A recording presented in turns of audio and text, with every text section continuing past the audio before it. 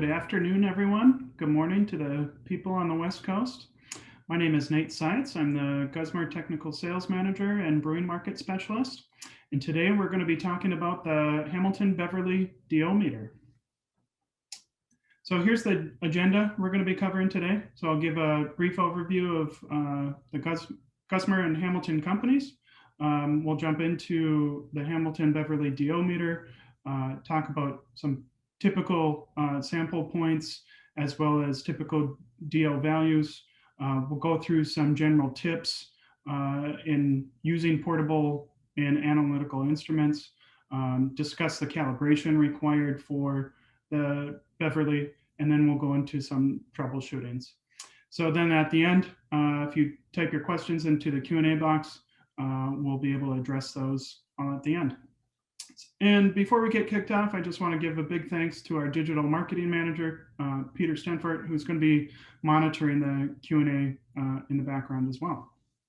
So Guzmer Enterprises was founded in 1918, and since 1924, our mission has been with service with knowledge. So Guzmer is currently owned and operated by the third generation Guzmer family. Our core focus is fermentation and filtration products and services in the food and beverage, as well as the biotech and pharmaceutical markets. So we offer a wide range of both manufactured and resale products. We have 15 direct technical sales reps across the US, 4 product managers, and 3 application specialists. We also have 16 R&D scientists in our various facilities. So on our map here on the right, we have manufacturing facilities in Fresno, California, as well as Waupaca, Wisconsin, retail outlets in Napa and Sonoma, and then another warehouse on the East Coast in Mountainside, New Jersey.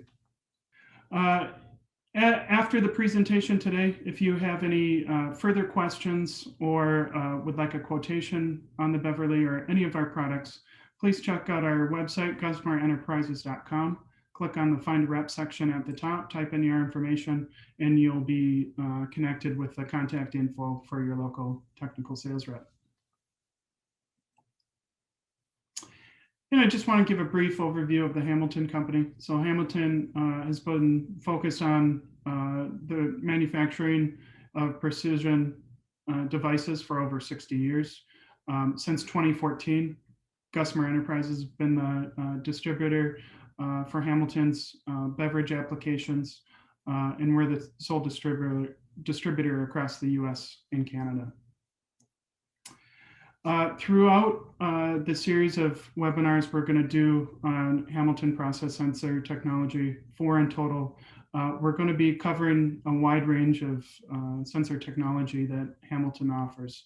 So here's a good overview of different points throughout the brewery or other process facilities that could incorporate Hamilton sensor technology. Today, we're going to be focused on DO with the Hamilton Beverly, the portable DO instrument. But in future webinars, and we'll share the dates at the end, we'll be talking about pH, conductivity, and ORP as well. So the big question, why measure DO? You know, a big part of brewing measuring DO is ensuring that we have the performance metrics, the oxygen needed to really enhance yeast propagation and fermentation. So ensuring that we're providing adequate amount of oxygen in those instances, we need to be able to measure that. We also want to measure DO as it impacts flavor stability as well as shelf life. So here's the Hamilton Beverly portable DO meter. It's been out on the market since 2014, and we have over 200 instruments in breweries of all different sizes across the US and Canada. So it's a purpose-built, robust portable DO device used to be, used in brewing operations and cellars. So it's very durable. It can withstand the test of typical cellar operations.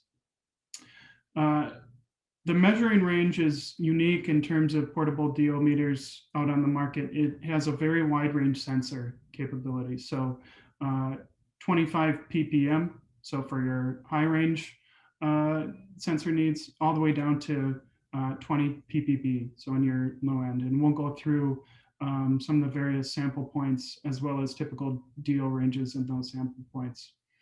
So this is a optical DO measuring device. So the measuring principle is dependent on luminescence quenching, and I'll talk about that. The sensor in the unit itself can withstand a fairly significant temperature range down to 0 Celsius all the way up to 80 Celsius, and then a very wide pressure range as well, so 0 to 10 bar. So moving on, just a brief overview of the optical technology. So the sensor cap is made of a material called a luminophore. Behind the sensor cap, as you can see in this picture, there's an LED that generates blue light. When the film on the cap, the luminophore, is contacted by the blue light, it absorbs the light and enters an excited state, so releasing energy as a red light, which is then picked up by the sensor. So in the presence of oxygen, the oxygen will absorb some of that red light energy, and the amount of oxygen can be determined by measuring the reduced amount of red light. So this is the luminescence quenching principle and how the Beverly is able to read DO. So being a wide range sensor, this can be used for various sample points throughout the brewery. So on the left-hand column, I separated it by low and high end. On the left end, so for deaeration water, making sure your DAW water is properly purged and free of DO. At the end of fermentation, make sure you're not picking up any additional oxygen prior to filtration, acidification, transfer, really establishing your baseline prior to any transfer process, and then post filtration, centrifugation, transfer. So by having that baseline post fermentation before transfer, and then establishing your post transfer, you can see what part of your process is picking up DO, and use the Beverly to troubleshoot those problematic areas in order to get that DO down. So a big part of using the Beverly in your process is being able to, one, use it to establish your SOPs, but then use it to troubleshoot DO pickups throughout processes as well. And then certainly doing similar pre and post DO check in the bright tank prior to packaging, and then on the packaging lines, and then the package themselves. So being able to use it to troubleshoot, again, where you're picking up DO throughout your various processes. The Beverly also has a setting on it, which you can turn to volumetric percentage. So this is very helpful in establishing your SOPs for purging your bright tanks. So making their purged of oxygen and making sure you're starting with a clean and purged bright tank prior to putting any beer in it. On the high end side, there's really two main places that you would want to check for high end DO. That's in your wort aeration, making sure you're adequately aerating, oxygenating your wort to give the yeast the best possibility for a clean and healthy, robust fermentation, as well as in the yeast propagation, being able to supply ample amount of oxygen into the yeast propagator to facilitate that aerobic propagation process. Here's a great overview of typical ranges you would want to see at various sample points. So with your low end ones, you're really trying to get below 20 ppb, close to 0 as possible. The Beverly will read accurately down to 20 ppb. After that, you might see a reading in the teens or even down to 0. If it's been cleaned and calibrated properly, that means you just have below 20 ppb at that sample point. The word aeration range is 20 to or 10 to 20 ppm. This is style and gravity dependent. It's also going to be temperature and pressure dependent as well. So there's some laws to be able to figure out how much oxygen you need to inject into your wort stream to be able to hit that range. But you can use the Beverly for a downstream check on your wort aeration process. And then moving on down to post fermentation and then post filtration, centrifugation, transfer. You are gonna anytime you transfer beer, unless you're in a completely closed loop system purged of all oxygen, you are going to pick up some minute forms of oxygen throughout that process. So having an instrument like the Beverly to establish your SOPs and be able to troubleshoot down to reduce the chance of additional DO pickup is the main added value here of having the Beverly in your toolbox. So you generally would pick up something, but it's just using the Beverly to reduce and troubleshoot those points of pickup. And then in the bright tank and your packaging lines, you want to get below 20 ppb, close to 0 as possible. I also made a note here on checking your CO2. That's not only CO2 used for purging bright tanks, but also at other places in your brewery, such as in the tap room. So to use it as a check to ensure that CO2 you are buying from the gas companies is, as pure as they say it is on their data sheets. So if you're getting CO2 with minute volumes of oxygen in there, that could, also add to spoiling. If you're using CO2 with higher forms of oxygen to purge your bright tanks, or even in your tap room, those could be potential places of DO pickup. So using the Beverly on the volumetric percentage setting to be able to double check your plant CO2. Next, we're going to get into some general tips, and I'm going to introduce one of our speakers here today, Calvin Watkins. So Calvin is a product manager for the beverage industry and the product manager for Hamilton for Gusmer Enterprises. Calvin's background's in biochemistry and biotechnology, and he's been with Gusmer for 18 years now in various roles, including R&D and specialist roles as well. So with that, I'll turn it over to Calvin. Hello, everyone. Thank you, Nate. So just talking about general tips for the Beverly and really all portables in general.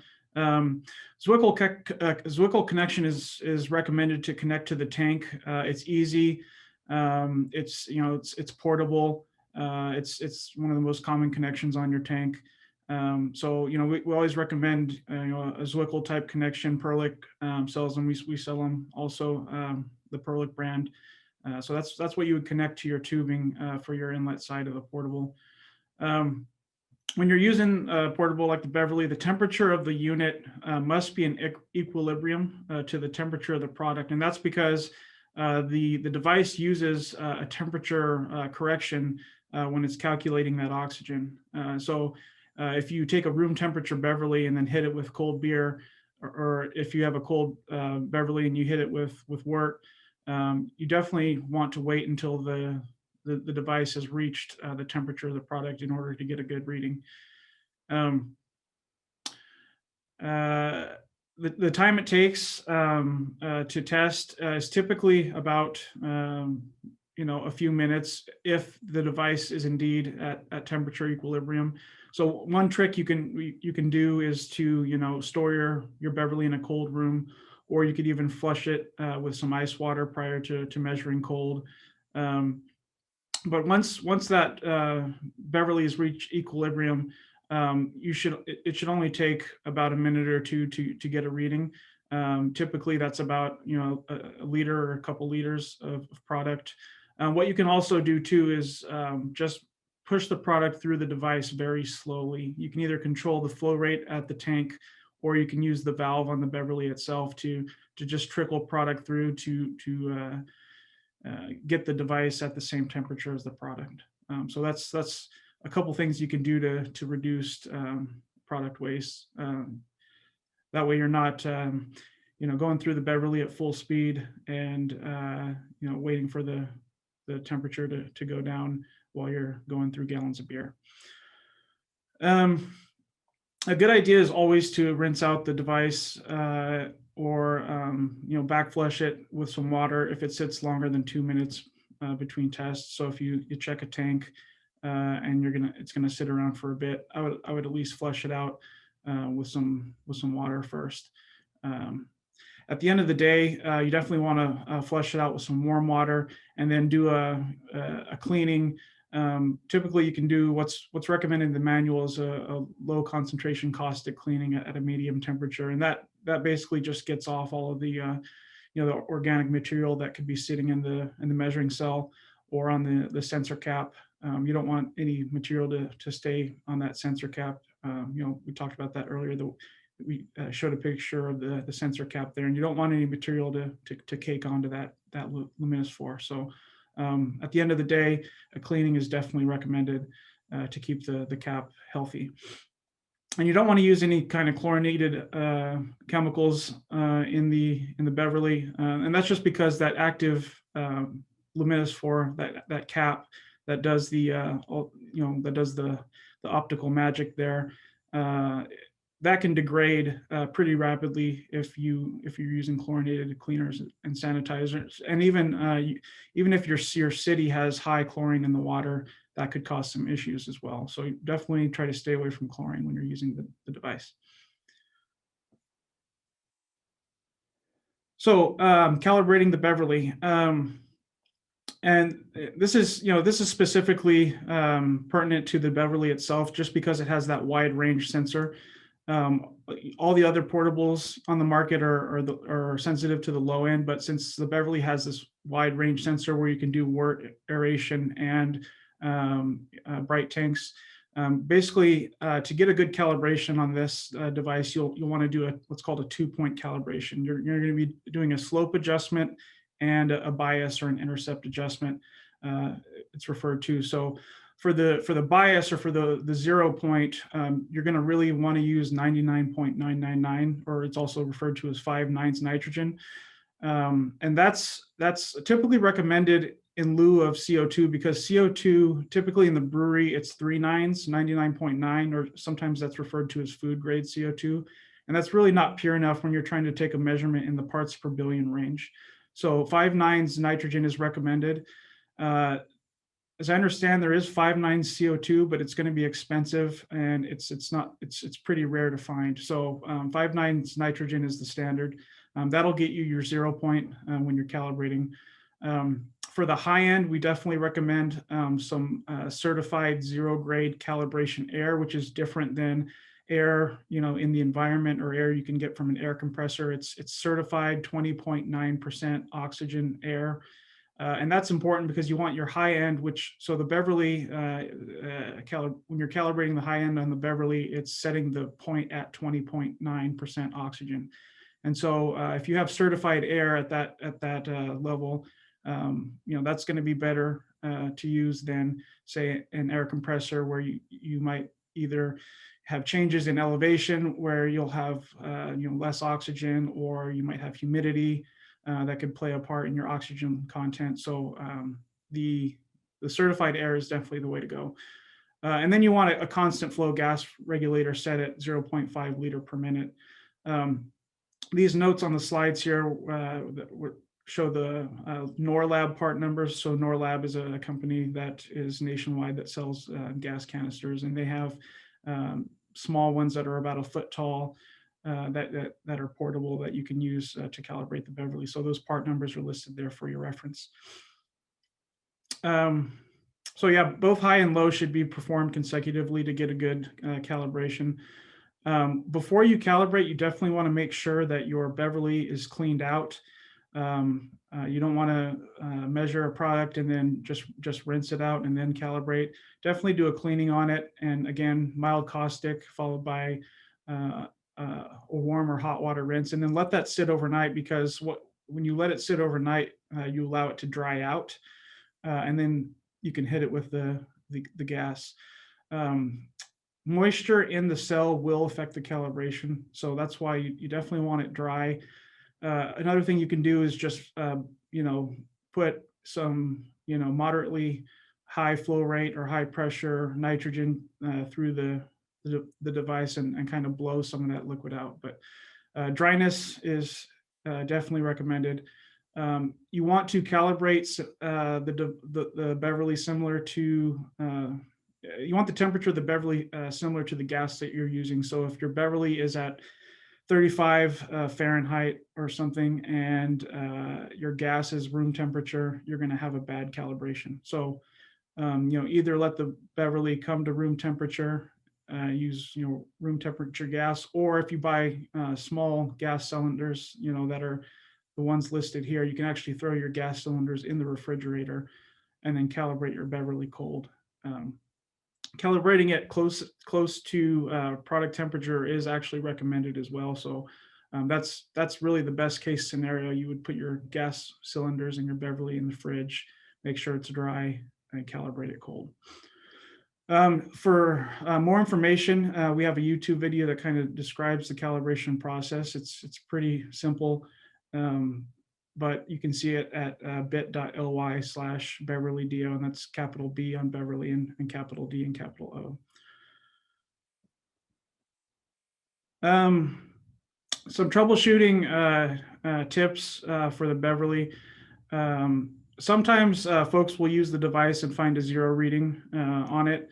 It's Nate talked about it earlier, but that can be due to a couple things. One is that it's the DO in your product is just lower than the threshold at the low end. So for this device, it's 20 parts per billion. Once you get below 20, you're kind of at the low end signal noise of the Beverly. And so what can happen is that, an 18 or a 15 or a 12 can really, there's a chance that could read 0. But if you're below 20, for most breweries, that means you're good to go. You're not going to have an issue.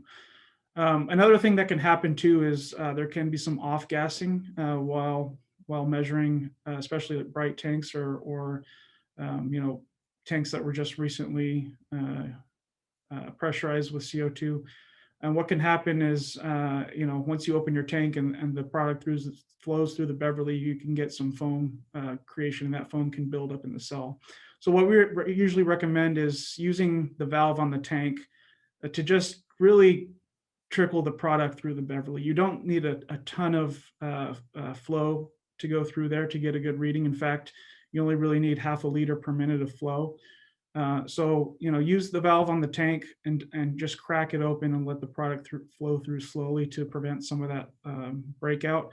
Or you can use or you can use a long tube up front, 10 feet of tubing or so, to just kind of discourage that foam from hitting the cell so quickly. It also helps too to have the device at the same temperature as your product. So, a couple other things that can happen when you're using this that can throw your numbers off is that you can have a chamber that's plugged or isn't clean. So again, you really want to focus on regular cleaning of the Beverly with the warm caustic solution. You can also use 10% ethanol as an alternative to cleaning the Beverly. And if you have some bad output, you can also have a bad calibration. That's pretty common.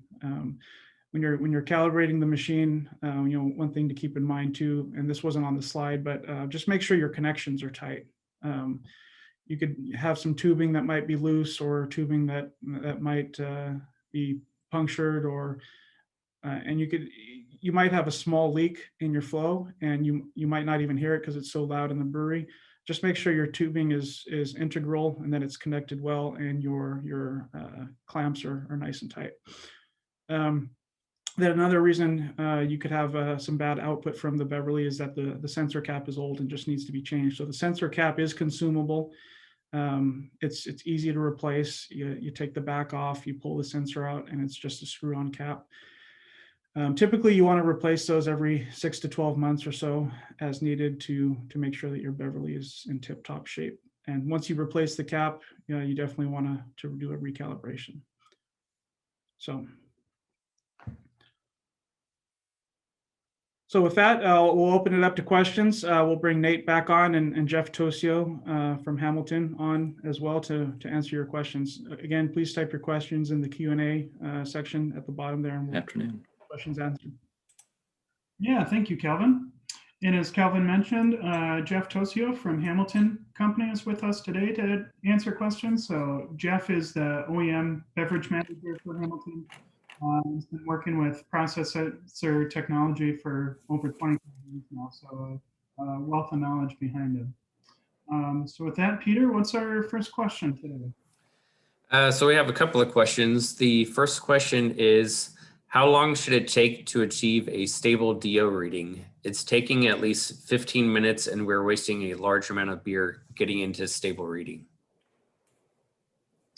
Yeah, 15 minutes is certainly a long period of time. So I think we hopefully answered that in some of the troubleshooting in just general tips. But just to reiterate, a couple things you can do is make sure the temperature of the unit is in equilibrium of the temperature you're testing.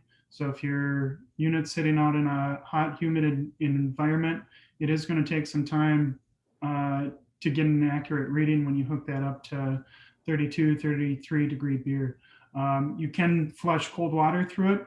And we even know, some brewers will simply store it in their beer cooler throughout the day too, to reduce that amount of time needed to get an accurate temperature. Yeah, and like I mentioned earlier, you don't have to blow product through the Beverly, right? You can control the volume of product that flows through over time by adjusting, the tank valve, and you really just need to trickle the product through. It's all about maximizing the contact time of the product with the measuring cell, and you can do that at a very slow flow rate. And if you do that, you're not. I've seen a measurement within a liter or two, and that's perfectly normal. So our next question is, what volume percentage do you recommend for bright tanks? Oh, good question. I believe I had that on one of the slides, but really you want to get down, below 0.001%, or as low as possible. The next question, how often do you do caustic cleanings? This is Jeff. I'll take that one. Typically, if you run caustic through about once a week and then flush, it'll help to strip off any buildup of beer stone or protein buildup that can build up on the sensor face. So it's just a good recommended practice if you're able to do it. Yeah, and to add on to that, the more frequently and the higher concentration of caustic you use to clean it, the quicker the cap, the luminophore, is going to deteriorate. So you should be mindful of that too. That's why we recommend a low concentration, 1%, lukewarm temperature and low pressure. So just flushing it through the Beverly, and as Jeff said, best practice would be once a week.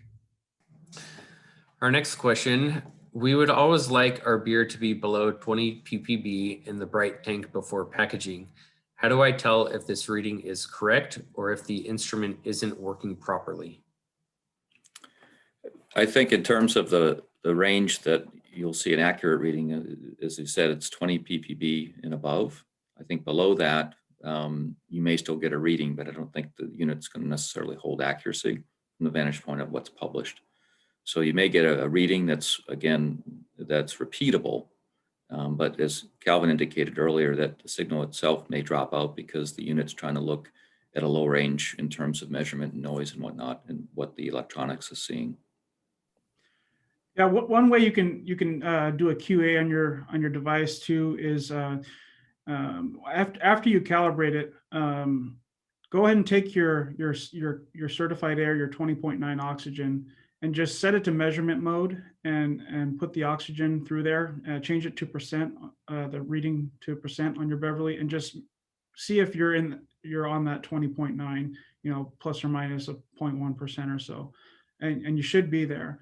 If not, recommend troubleshooting your calibration, maybe looking for some problem spots in your calibration, and recalibrating. Also, something you could do too is check the low end. So after you calibrate, put it in measurement mode, check your zero gas. Make sure that's saying 0 on the Beverly, and not 15, 20. So that's a good way to check to make sure that your calibration was done correctly, is to check your gases in measurement mode. And that's all the current questions that we have. Okay, excellent. Well, thank you everybody for attending today's webinar, and thank you for the questions. I just want to remind everyone, we do have 3 more webinars focused on Hamilton sensors coming up. So our next one will be on Tuesday, February 23rd, which we're going to cover the VisiFirm and VisiTrace inline sensors. So the VisiFirm sensor is the process sensor that's inside the Beverly. And then on Tuesday, March 9th, we're going to cover inline pH and conductivity. And then on Tuesday, March 23rd, we're going to cover ORP. So if you have any additional questions or would like a quote on the Beverly or any of our other products after today's webinar, please check out our website, gusmarenterprises.com. Click on the Find a Rep section at the top, put in your information, and you'll be connected with your local technical sales rep. So again, thank you everyone for attending today's webinar, and we hope to hear from you all soon. Thank you.